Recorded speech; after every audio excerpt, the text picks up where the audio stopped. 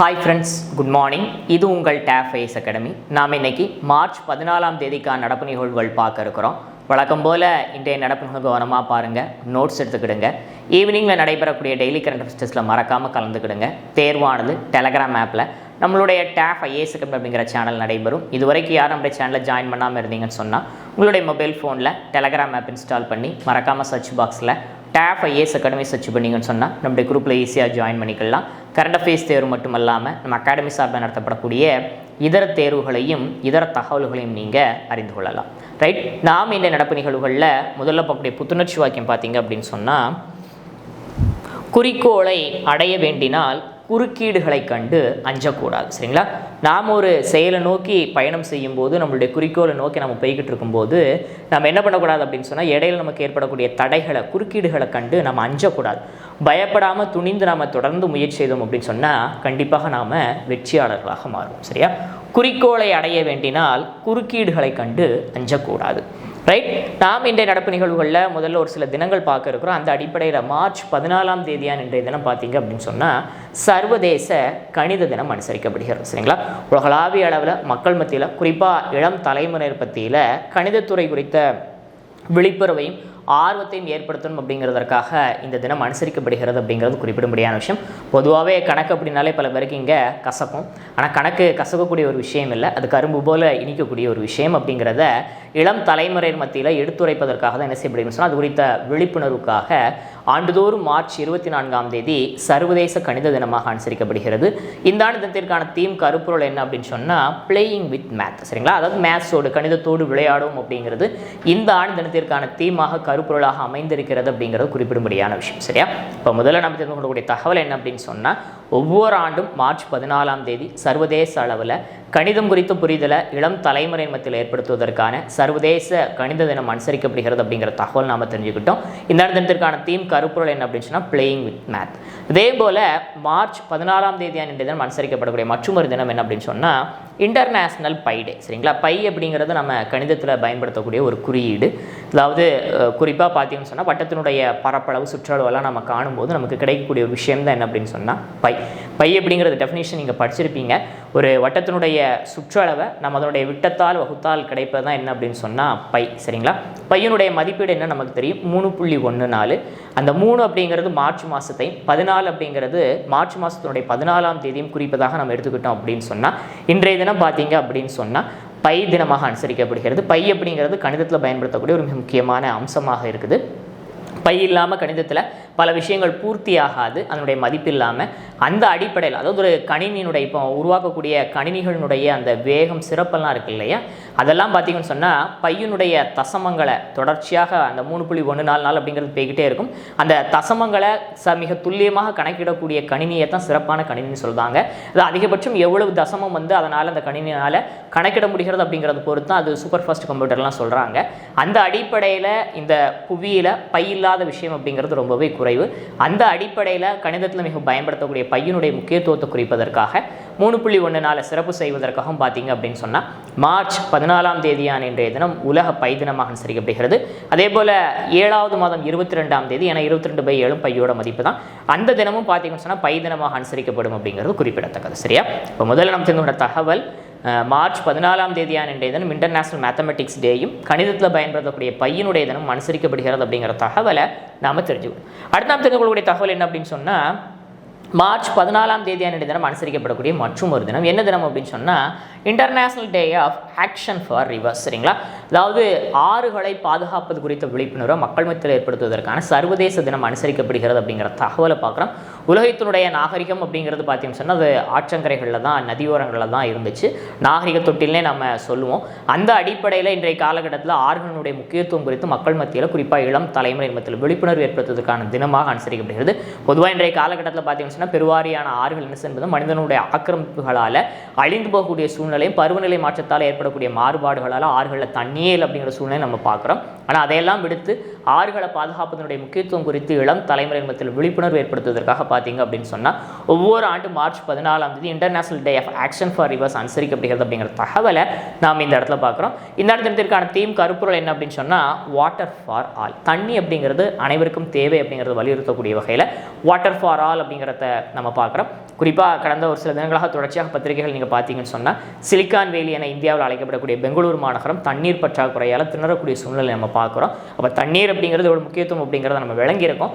அந்த அடிப்படையில் ஆறுகளை பாதுகாப்பு குறித்த விழிப்புணர்வு தினமாக இந்த தினம் அனுசரிக்கப்படுகிறது அப்படிங்கிறத நாம் இந்த இடத்துல தெரிஞ்சுக்கணும். சரிங்களா? நெக்ஸ்ட் நாம தகவல் என்ன அப்படின்னு சொன்னால் மார்ச் 14ஆம் தேதியான இன்றைய தினம் அனுசரிக்கப்படக்கூடிய மற்றொரு தினம். ஆக்சுவலாக இந்த தினம் பார்த்தீங்கன்னு சொன்னால் ஒவ்வொரு மார்ச் மாதத்தினுடைய 2வது வியாழக்கிழமை அனுசரிக்கப்படுகிறது. அந்த அடிப்படையில் இந்த ஆண்டு 2வது வியாழக்கிழமையான மார்ச் 14ஆம் தேதியான இன்றைய தினம் வேர்ல்டு கிட்னி டே, உலக சிறுநீரக தினம் அனுசரிக்கப்படுகிறது அப்படிங்கிறத பார்க்கும். மனிதனுடைய உடம்புகளில் இருக்கக்கூடிய எல்லா உறுப்புகளுமே பார்த்தீங்கன்னு சொன்னால் முக்கியத்துவம் வாய்ந்த உறுப்புகள் தான். அதில் ரொம்ப மிக முக்கியத்துவம் வாய்ந்த உறுப்பு என்ன அப்படின்னு சொன்னால் சிறுநீரகம். மனித உடம்புல தேவையில்லாத கழிவுகள் என்ன பண்ணுது அப்படின்னு சொன்னால் அந்த சிறுநீரகம் தான் பியூரிஃபை பண்ணி தூய்மைப்படுத்தி வெளியே அனுப்புது. அந்த அடிப்படையில் சிறுநீரகத்தை ரொம்ப கவனமாக பாதுகாக்க வேண்டிய பொறுப்பு யாருக்கு இருக்குது அப்படின்னு சொன்னால் நமக்கு இருக்குது. தமிழ்நாட்டில் சற்றேறக்குறைய 9% மக்கள் பார்த்தீங்கன்னு சொன்னால் சிறுநீரக பாதிப்புகளாக பாதிக்கப்பட்டிருப்பதாக ஒரு ஆய்வறிக்கை தெரியப்படுத்து. அந்த அடிப்படையில் சிறுநீரகத்தை பாதுகாக்க வேண்டியதனுடைய முக்கியத்துவம் குறித்த விழிப்புணர்வு ஏற்படுத்துவதற்காக ஆண்டுதோறும் பார்த்தீங்க அப்படின்னு சொன்னால் மார்ச் மாதத்தினுடைய 2வது கிழமை உலக சிறுநீரக தினமாக அனுசரிக்கப்படுகிறது. இந்த தினத்திற்கான தீம் கருப்பொருள் என்ன அப்படின்னு சொன்னால் கிட்னி ஹெல்த் ஃபார் ஆல், அனைவருக்கும் சிறுநீரக ஆரோக்கியம் அப்படிங்கிறது இந்த ஆண்டு தினத்திற்கான தீமாக கருப்பொருளாக அமைஞ்சது. சரியா? இப்போ நம்ம முதல்ல என்ன தெரிஞ்சுக்கிட்டோம் அப்படின்னு சொன்னால் இந்த மார்ச் 14ஆம் தேதி அனுசரிக்கப்படக்கூடிய 4 மிக முக்கியமான தினங்கள் குறித்து நாம் தெரிஞ்சுக்கிட்டோம். சரிங்களா? நெக்ஸ்ட் நாம தகவல் என்ன அப்படின்னு சொன்னால் மீண்டும் எம்எல்ஏ. யார் மீண்டும் எம்எல்ஏவாக ஆக இருக்கிறாங்க அப்படின்னு சொன்னால் முன்னாள் அமைச்சரான பொன் முடி அவர்கள். சரியா? அதாவது சமீபத்தில் தான் நம்ம அவர் குறித்த தகவலை பார்த்தோம். என்ன அப்படின்னு சொன்னால் ஒரு பழைய கேஸ் ஒன்றில் சமீபத்தில் அவருக்கு தண்டனை வழங்கப்பட்டுச்சு. அந்த தண்டனையின் அடிப்படையில் அவர் இருந்த திருக்கோவிலூர் சட்டமன்ற தொகுதி பார்த்தீங்கன்னு சொன்னால் காலியானதாக அறிவிப்பு செய்யப்பட்டிருக்கு அப்படிங்கிற தகவல்லாம் நம்ம தெரிஞ்சுக்கிட்டோம். ஆனால் இப்போது அவர் என்ன பண்ணியிருந்தார் அப்படின்னு சொன்னால் தன்னுடைய அந்த குற்றம் சம்பந்தப்பட்ட அந்த தண்டனை விஷயமாக உச்சநீதிமன்றத்தில் மேல்முறையீடு செஞ்சிருந்தார். அந்த மேல்முறையீட்டில் தற்போது உச்சநீதிமன்றம் என்ன பண்ணியிருக்காங்கன்னு சொன்னால் அவருடைய தண்டனையை நிறுத்தி வச்சிருக்கிறாங்க. சரிங்களா? நிறுத்தி வச்சதன் காரணமாக அவர் மீண்டும் எம்எல்ஏவாக தொடர்வதற்கான ஒரு வாய்ப்பு ஏற்பட்டிருக்குது. அதனால் திருக்கோவிலூர் சட்டமன்ற தொகுதி காலியானதாக அறிவிப்பு செய்யப்பட்டு தற்போது வாபஸ் பெறப்பட்டிருக்குது. இதன் மூலமாக அவர் மீண்டும் எம்எல்ஏவாக மாற இருக்கார். அது மட்டும் இல்லாமல் கூடிய விரைவில் அவர் மீண்டும் அமைச்சராக பொறுப்பேற்பதற்கான வாய்ப்பு இருப்பதாகவும் சொல்லப்படுகிறது. சரிங்களா? ரைட். அப்போ நாம தெரிஞ்சுக்கிற தகவல் என்ன அப்படின்னு சொன்னால் முன்னாள் அமைச்சரான பொன்முடி மீதான தண்டனையை உச்சநீதிமன்றம் இடைக்கால உத்தரவு மூலமாக நிறுத்தி வைத்திருப்பதன் காரணத்தினால அவர் மீண்டும் எம்எல்ஏவாக மாறுவதற்கான வாய்ப்பு இருக்குது. மீண்டும் கூடிய விரைவில் அமைச்சராகவும் ஒரு பொறுப்பேற்க இருக்கிறார். அவருடைய சட்டமன்ற தொகுதி காலியானதாக அறிவிக்கப்பட்டு தற்போது வாபஸ் பெறப்பட்டிருக்குது அப்படிங்கிற தகவலையும் நாம் இந்த இடத்துல தெரிஞ்சுக்கிறோம். சரியா? இப்போதைக்கு பார்த்தீங்கன்னு சொன்னால் தமிழ்நாட்டில் விளவங்கோடு தொகுதி மட்டும்தான் என்ன செய்யுதுன்னு சொன்னால் காலியானதாக இருக்குது. திருக்கோவிலூர் காலியானதாக அறிவிக்கப்பட்டது. வாபஸ் பெறப்பட்டதன் அடிப்படையில் மீண்டும் எம்எல்ஏவாக யார் மாறி இருக்கிறாங்க அப்படின்னு சொன்னால் பொன்முடி அவர்கள் மாறி இருக்கிறார். சரியா? அடுத்த தகவல்னு சொன்னால் புரிந்துணர்வு ஒப்பந்தம். யாருக்கும் அப்படின்னு சொன்னால் தமிழ்நாடு அரசாங்கத்திற்கும் டாடா மோட்டார்ஸ் குழுமத்திற்கும் இடையே புதிதாக வாகன உற்பத்தி ஆலை ஒன்று டாடா நிறுவனம் என்ன பண்ண இருக்கிறாங்க சொன்னால் தமிழ்நாட்டில் ராணிப்பேட்டையில் தொடங்க இருக்கிறாங்க. அதற்கான ஒப்பந்தம் நேற்று தினம் தமிழ்நாடு முதலமைச்சர் முன்னிலையில் கையெழுத்தாயிருக்கு அப்படிங்கிற தகவலை தான் நாம் இந்த இடத்துல பார்க்குறோம். சற்றேறக்குறைய 9,000 கோடி ரூபாய் முதலீட்டில் பார்த்தீங்க அப்படின்னு சொன்னால் இந்த வாகன உற்பத்தி ஆலைய டாடா நிறுவனம் ராணிப்பேட்டையில் அமைக்க இருக்கிறாங்க அப்படிங்கிறது குறிப்பிடத்தக்கது. சரியா?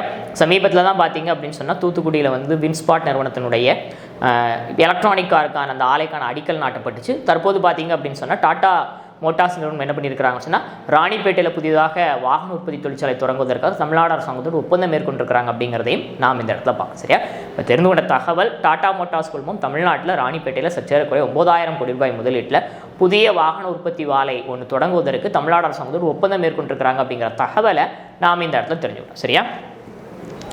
நெக்ஸ்ட் நாம தகவல் என்ன சொன்னால் 2 புதிய போர்க்கப்பல்கள் இந்திய கடற்படையில் இணைத்துக் கொள்ளக்கூடிய நிகழ்வு நேற்றைய தினம் கொல்கத்தாவில் நடைபெற்று இல்லை கடற்படைகளினுடைய தற்போதைய தலைமை தளபதி கலந்து கொண்டு என்ன பண்ணார் அப்படின்னு சொன்னால் ஹரிகுமார் அவர்கள் அதை நாட்டுக்கு அர்ப்பணித்தார் அப்படிங்கிற தகவலை பார்க்கலாம். அதாவது இந்த 2 புதிய போர்க்கப்பல்களுடைய பெயர் என்ன அப்படின்னு சொன்னால் INS Agrey and INS Akshay. சரியா? இது கொல்கத்தாவில் இருக்கக்கூடிய கார்டன் ரீச் ஷிப்யார்ட்ஸ் அண்ட் என்ஜினியர்ஸ் நிறுவனத்தால் என்ன செய்யப்பட்டிருக்குன்னு சொன்னால் உருவாக்கப்பட்டிருக்கு, தயாரிக்கப்பட்டிருக்குது. இது என்ன ஸ்பெஷல், இந்த கப்பலினுடைய சிறப்பு என்ன அப்படின்னு சொன்னால் எதிர் நாடுகளினுடைய நீர்மூழ்கி கப்பல்களை தாக்கி அழிக்கக்கூடியது. சரிங்களா? நீர்மூழ்கி எதிர்ப்பு கப்பல் இது.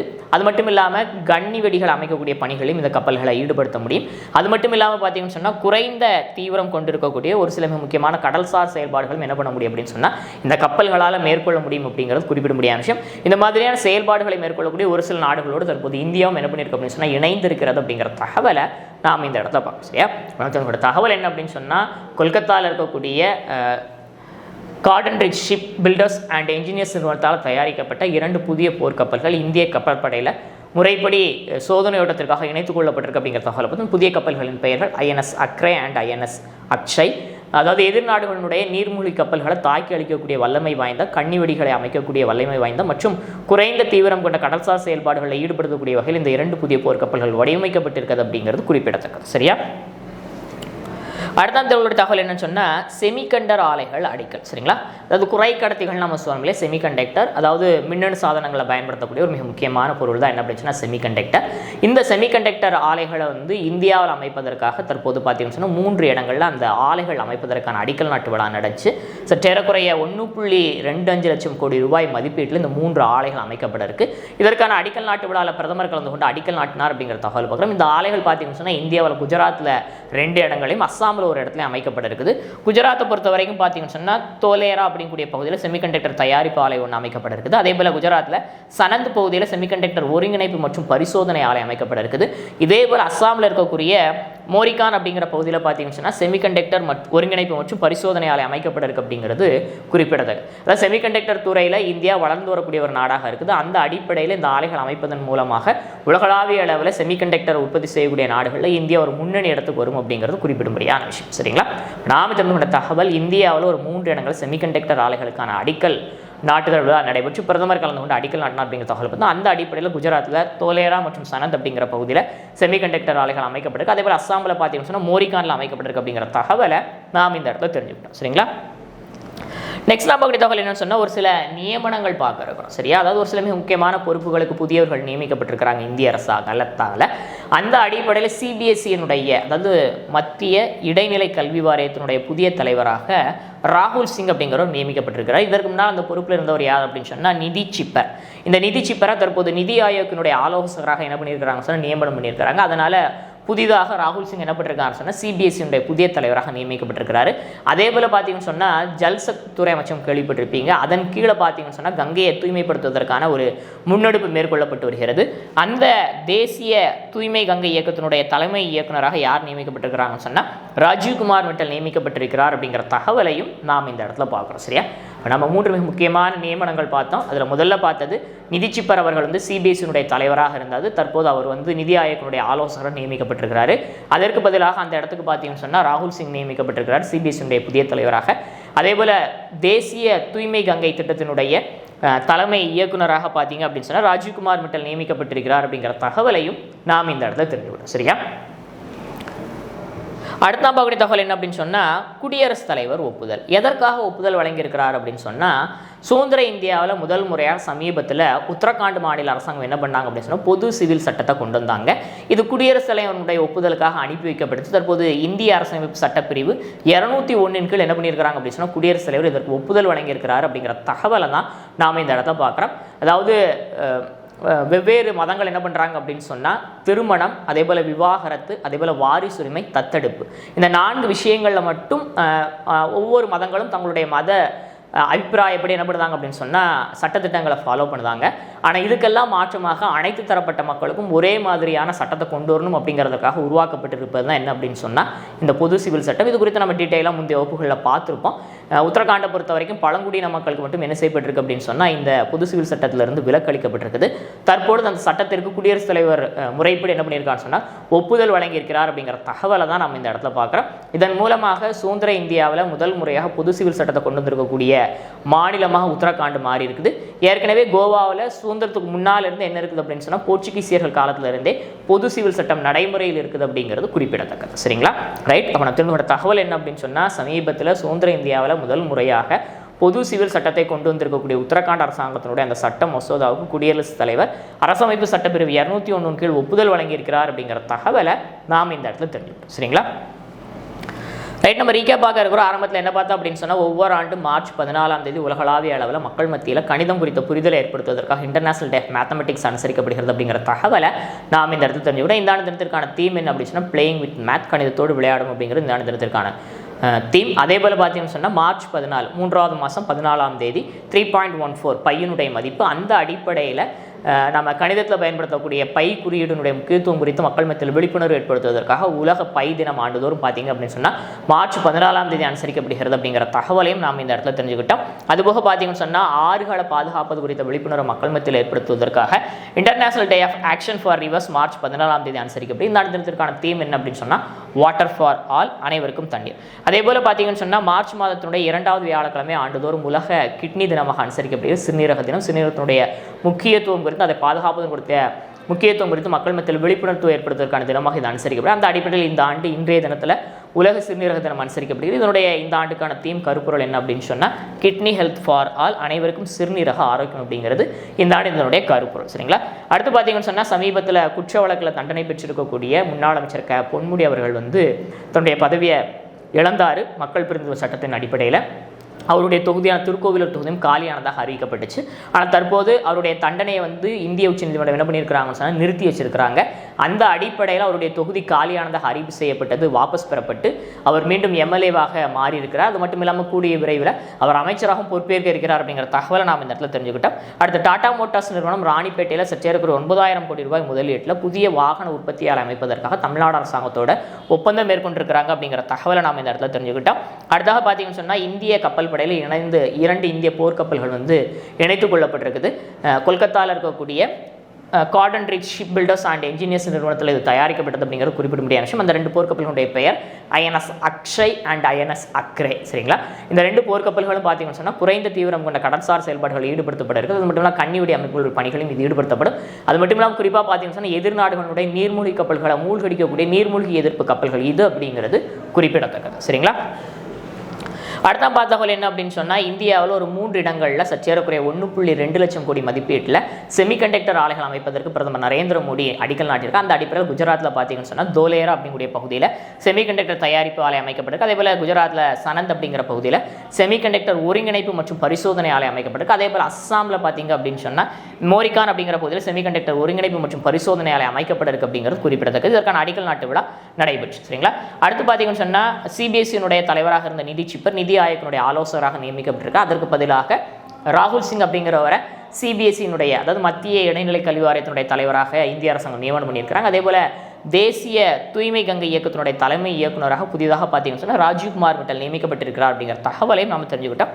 அடுத்து பார்த்தீங்கன்னு சொன்னால் சுதந்திர இந்தியாவில் முதல் முறையாக உத்தரகாண்ட் மாநில அரசாங்கம் சமீபத்தில் தன்னுடைய மாநிலத்தில் பொது சிவில் சட்டத்தை நிறைவேற்றினாங்க. அதாவது திருமணம், விவாகரத்து, தத்தெடுத்தல், வாரிசுரிமை இந்த 4க்கும் பார்த்தீங்கன்னு சொன்னால் பல்வேறு மதத்தோடும் தங்களுடைய மத சார்ந்த விஷயங்களை தான் என்ன பண்ணுறாங்கன்னு சொன்னால் சட்டத்திட்டங்களாக நடைமுறைப்படுத்துகிறாங்க. அதற்கு பதிலாக இது அனைத்தையும் ஒருங்கிணைத்து அனைவருக்கும் பொதுவான ஒரு சட்டமும் பொது சிவில் சட்டத்தை உத்தரகாண்ட் மாநில அரசாங்கம் கொண்டு வந்திருக்கிறாங்க. தற்போது அந்த சட்ட மசோதாவுக்கு குடியரசுத் தலைவர் இந்திய அரசமைப்பு சட்டப்பிரிவு 201 கீழ் என்ன பண்ணியிருக்காருன்னு சொன்னால் அனுமதி வழங்கியிருக்கிறாரு, ஒப்புதல் வழங்கியிருக்கிறாரு. இதன் மூலமாக சுதந்திர இந்தியாவில் இந்த சட்டத்தை நடைமுறைப்படுத்தக்கூடிய முதலாவது மாநிலமாக உத்தரகாண்ட் மாறி இருக்கு அப்படிங்கிற தகவல் நம்ம தெரிஞ்சுக்கிட்டோம். ஏற்கனவே இந்தியாவில் சுதந்திரத்துக்கு முன்னால் இருந்தே பார்த்தீங்கன்னு சொன்னால் போர்ச்சுகீசியர் காலத்தில் இருந்தே கோவாவில் பொது சிவில் சட்டம் நடைமுறையில் இருக்குது அப்படிங்கிறது குறிப்பிடத்தக்கது. சரிங்களா? இன்றைய நடப்பு நிகழ்வுகள் உங்களுக்கு பயனளிக்கக்கூடிய வகையில் இருந்திருக்கு நான் நினைக்கிறேன். இந்த வீடியோ உங்களுக்கு பிடிச்சிருன்னு சொன்னால் லைக் பண்ணுங்கள், ஷேர் பண்ணுங்கள், சப்ஸ்கிரைப் பண்ணுங்கள். மறக்காமல் ஈவினிங்கில் நடைபெறக்கூடிய டெய்லி கரண்ட் அஃபேர்ஸில் கலந்துக்கிடுங்க. உங்களது வேல்யூபிள் கமெண்ட்ஸை கமெண்ட் பாக்ஸில் பதிவிடுங்க. தேங்க்யூ.